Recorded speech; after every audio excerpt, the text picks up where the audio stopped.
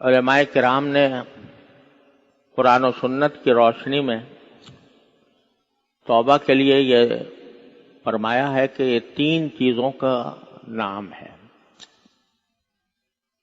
یعنی 3 باتیں ہوں تو توبہ ہو جاتی ہے اور اس کے آثار بھی مرتب ہو جاتے ہیں۔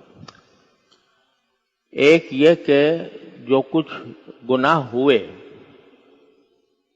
ماضی میں، ان سب گناہوں پر شرمندگی ہو، آدمی شرمندہ ہو، ندامت ہو کہ مجھ سے یہ گناہ ہو گیا یا مجھ سے یہ غلطی ہو گئی، میں نے فلاں کام اللہ تبارک و تعالیٰ کی رضا کے خلاف کر لیا، اس پر دل سے ندامت ہو۔ اللہ بچائے جو بعض مرتبہ گناہ پر آدمی ڈھیٹ ہو جاتا ہے اور گناہ کو گناہ ہی نہیں سمجھتا، تو سب سے پہلی چیز یہ ہے کہ آدمی گناہ کو گناہ سمجھے۔ اگر اس میں تعویل کرنے کی کوشش کرے کہ یہ گناہ نہیں ہے تو یہ بڑا خطرناک راستہ ہے۔ تو سب سے پہلی چیز یہ ہے توبہ کی تکمیل کے لیے کہ آدمی اپنے گناہ کو پر ندامت، دل سے ندامت، دل سے شرمندگی کہ ہائے مجھ سے یہ غلطی ہو گئی۔ ایک حدیث میں رسول کریم صلی اللہ علیہ وسلم کا ارشاد ہے کہ انما التوبۃ الندم، توبہ یہی ہے کہ آدمی سب سے پہلے شرمندگی محسوس کرے اپنے دل میں، دل سے نادم ہو۔ دوسری چیز یہ ہے کہ جس گناہ پر توبہ کر رہا ہے اس گناہ کو فوراً چھوڑ دے۔ جس گناہ پر توبہ کر رہا ہے اسے فوراً چھوڑ دے۔ اور تیسری بات یہ ہے کہ آئندہ کے لیے دل میں پکا ارادہ کر لے کہ میں آئندہ اس گناہ کے پاس نہیں جاؤں گا، دل میں پکا ارادہ کر لے، عزم جس کو کہتے ہیں، یہ عزم کر لے، پکا ارادہ کر لے کہ آئندہ میں کبھی بھی اس گناہ کے پاس بھی نہیں جاؤں گا۔ یہ تیسری چیز ہے۔ جب یہ 3 چیزیں مکمل ہو جاتی ہیں، ندامت، گناہ کو چھوڑ دینا اور پھر آئندہ کے لیے یہ عزم کر لینا کہ میں یہ کبھی گناہ نہیں کروں گا۔ میں آج کل کی مثال میں عرض کرتا ہوں کہ 2 قسم کے گناہ ایسے ہیں جس میں بہت زیادہ ابتلا ہے، ایک آنکھ کا گناہ اور ایک زبان کا گناہ۔ آنکھ کا گناہ یہ کہ آنکھ سے کوئی ایسی چیز دیکھے جس کے دیکھنے کو شریعت نے ناجائز قرار دیا، کسی نامحرم کو لذت لینے کے لیے اس کی طرف اپنی نگاہ ڈالے، تو یہ ایسا گناہ ہے کہ جس میں بہت زیادہ ابتلا ہے اور بسا اوقات انسان اپنے آپ پر قابو نہیں پا سکتا اور وہ نگاہ کے کسی گناہ میں مبتلا ہو جاتا ہے۔ اگر بالفرض اس بات کا احساس ہے کہ یہ گناہ کا کام ہے اور یہ ناجائز کام ہے، یہ اللہ تعالیٰ کی دی ہوئی مشین ہے جو اللہ تعالیٰ نے مجھے دی ہے آنکھ کی شکل میں، اس سے میں پتہ نہیں کتنے کام نکالتا ہوں، اور اگر ذرا دیر کے لیے بھی اس کی بینائی میں کمی آ جائے تو میں بے چین ہو جاتا ہوں۔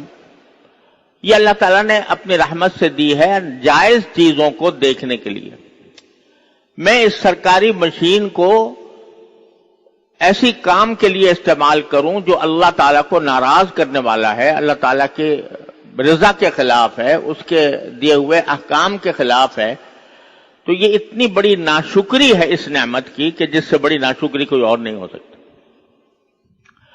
تو اب اگر کوئی شخص اس میں مبتلا ہوا کسی وقت تو उसको चाहिए कि सबसे पहले वो दिल में शर्मिंदा हो कि हाय मैंने अल्लाह ताला की दी हुई इस नेमत को गलत इस्तेमाल किया, तो मैं इस पर दिल में मैं शर्मिंदा हूं, नादिम हूं, यह काम करने का नहीं था, मुझसे हो गया, इसकी नदामत दिल में पैदा हो। फिर फौरन उसको छोड़ दे, यानी अगर किसी वक्त वो मुब्तला हुआ है इस गुनाह के अंदर तो फौरन उसको छोड़ दे, उस निगाह को वहां से हटा ले। फौरन छोड़ने का माना यह है। तीसरा यह कि आइंदा के लिए अज़्म कर ले कि आइंदा मैं कभी इंशाअल्लाह इस गुनाह में मुब्तला नहीं होऊंगा, मैं ये गुनाह नहीं करूंगा, गुनाह अपने आंख को महफूज रखूंगा, हिफाजत करूंगा अपने आंख की। इसी तरह मैंने अर्ज किया कि जिसमें बहुत ज्यादा इब्तिला है जबान का गुनाह, जिसमें सबसे बड़ा गुनाह जो है वो गीबत का है, जिसमें बहुत ज्यादा इब्तिला है। कोई मजलिस मुश्किल से खाली होती होगी जिसमें कभी न कभी कोई किसी की गीबत ना हो जाए। तो सबसे पहली बात यह है कि आदमी उस गीबत को गुनाह समझे। जब किसी का जिक्र कर रहा है, किसी भी अपने दूसरे दोस्त का, भाई का, किसी गैर का, तो उसका जिक्र करते हुए ये ख्याल रखे कि ये कहीं गीबत तो नहीं हो रही। और जब ख्याल आ जाए कि गीबत है तो फौरन उस पर नादिम हो, ये ताबील ना करे। बहुत सी मर्तबा ऐसा होता है कि भाई किसी की गीबत की और बजाय इसके कि उसके ऊपर दिल में शर्मिंदगी होती, नदामत होती, अल्लाह ताला से माफी मांगने का जज्बा पैदा होता, उसके बजाय आदमी ये ताबील करता है कि जी मैंने कौन सी गलत बात कही, मैं तो उसके मुंह पे कह दूं। हालांकि अगर तुमने गलत बात नहीं कही लेकिन उसके पीठ पीछे ऐसी बात कही जो अगर उसको पता चलेगा तो उसको नागवार होगा, चाहे वो सही भी हो। किसी शख्स की कोई गलती बयान की जा रही है और सही बयान की जा रही है, कोई गलती, वो कोई उसमें उसके ऊपर तोहमत नहीं लगाई जा रही है, बोतान नहीं लगाया जा रहा, हकीकत में उसमें वो बुराई है, फिर भी आपको लिए जायज नहीं है कि उसके पीठ पीछे उसका जिक्र करें, उस बुराई का जिक्र करें।